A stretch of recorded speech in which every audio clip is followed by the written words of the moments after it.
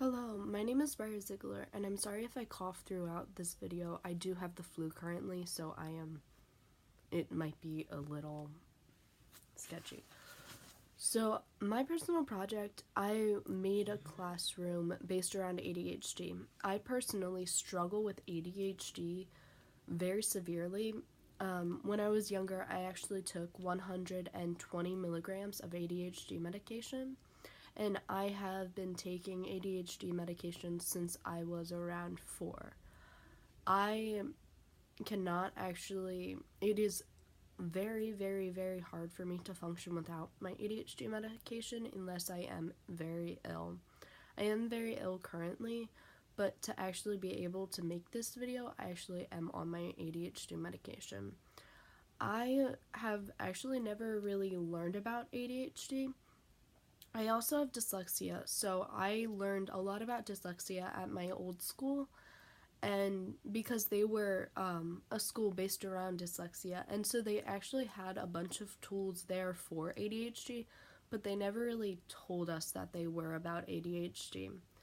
And so I was trying to make a classroom based around ADHD and to help a kid with ADHD because I know how hard it is to go through life with trying to figure out in the classroom how to actually focus on the teacher and not get distracted by every single little thing around that is around, and all the little noises that you hear that you're just like, ooh, what is that?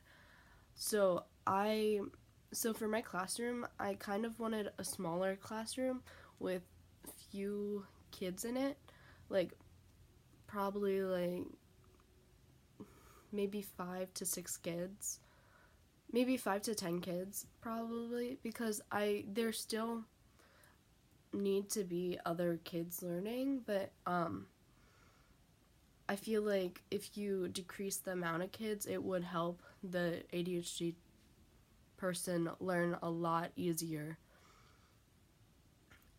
So it's just kind of cool how I did a lot of research, and there was one person who I kept going back to their videos, and her YouTube channel was How to ADHD. And I absolutely loved her videos, and she helped me a lot with my research.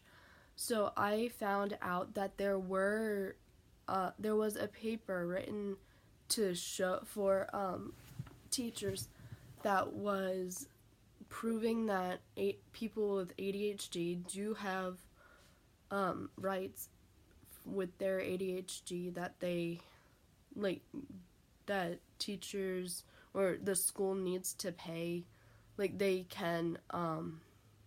need to help ADHD children, and that they can't just push them back to the back of the classroom and not pay attention to them, that they are important, and ADHD is a disability.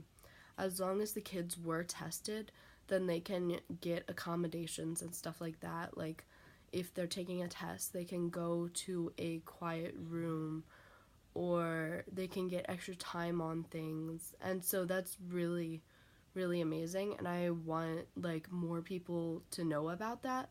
And I am hoping that like I can spread more awareness with my research and stuff. I'm actually have been making YouTube videos about ADHD, and I am trying to help spread awareness, and I have been doing live broadcasts a lot, and so I'm trying to like spread ADHD awareness and spread that are different things to help ADHD people. I actually currently I do have a fidget toy that I am playing with just so I can actually focus on this, and I actually have a box of fidget toys next to me, which I kind of talked about before. I have a box of fidget toys to just play with while I'm doing the video, just in case I get super off track and need to come back.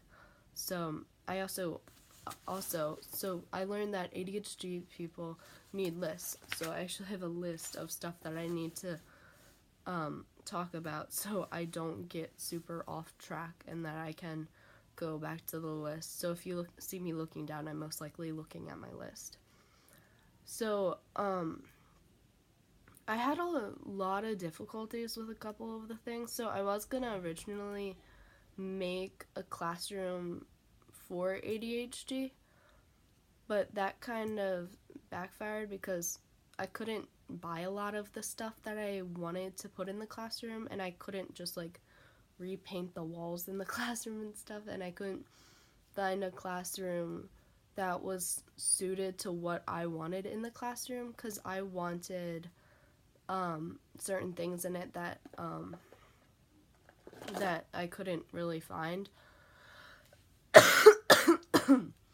Because I wanted like there to be natural lighting, but I didn't want the kids to be able to see the window, because I know that definitely is a huge distraction. And I wanted teachers that were super educated about ADHD to learn about it. And I actually am probably going to talk to all my teachers about ADHD and just kind of more inform them, but I need to still find a time to do that.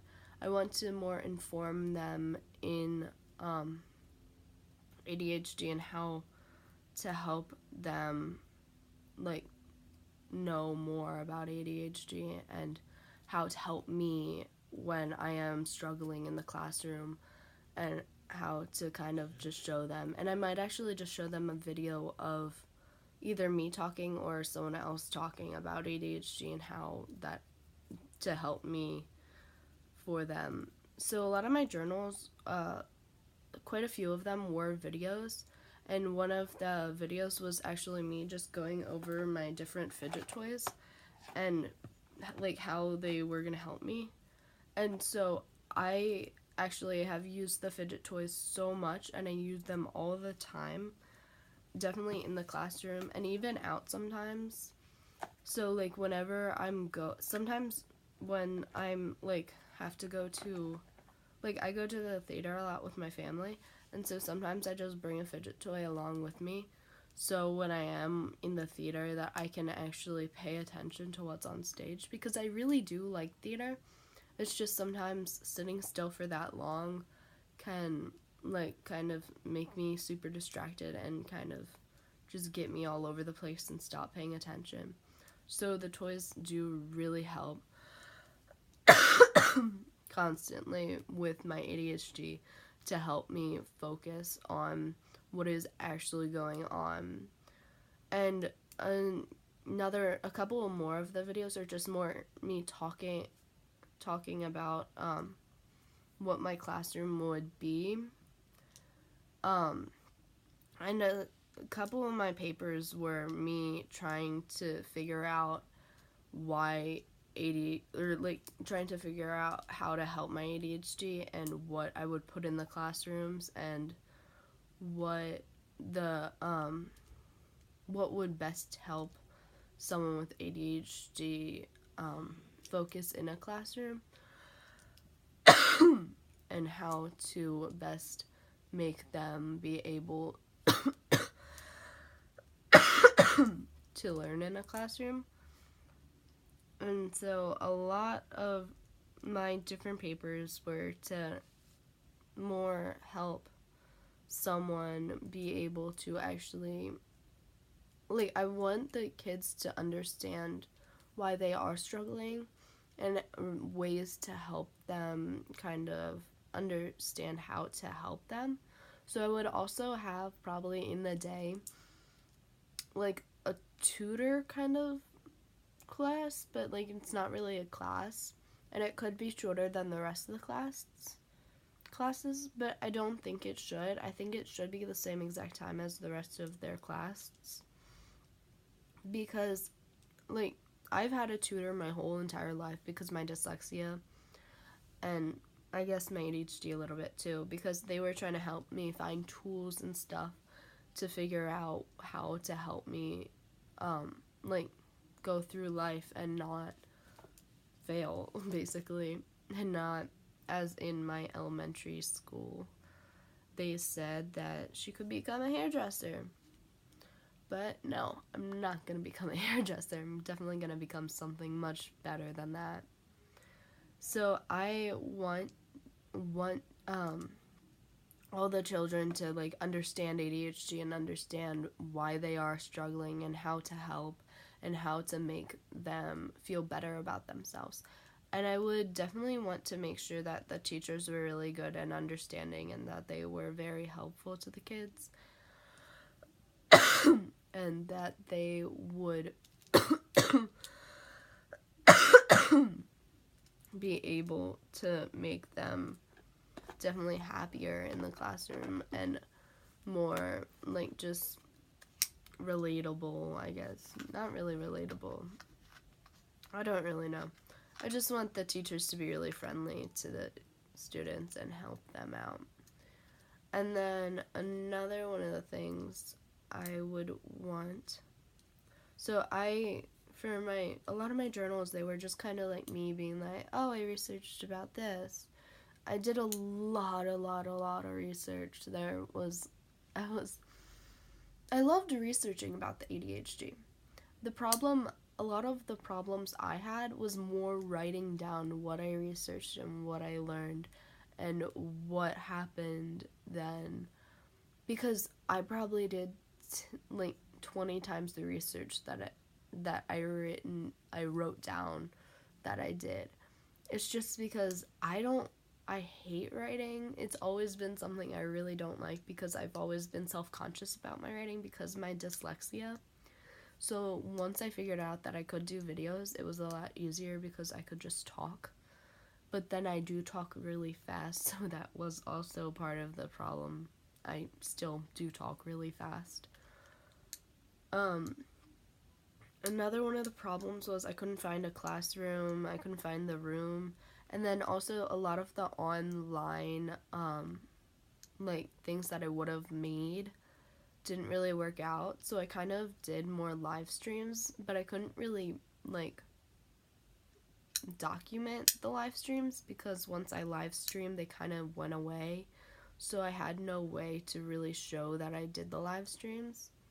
So I just kind of like it kind of just wasn't really a way I could be like I did live streams, but I couldn't really like show I actually did live streams because they go away after like as soon as you end them, it's just gone.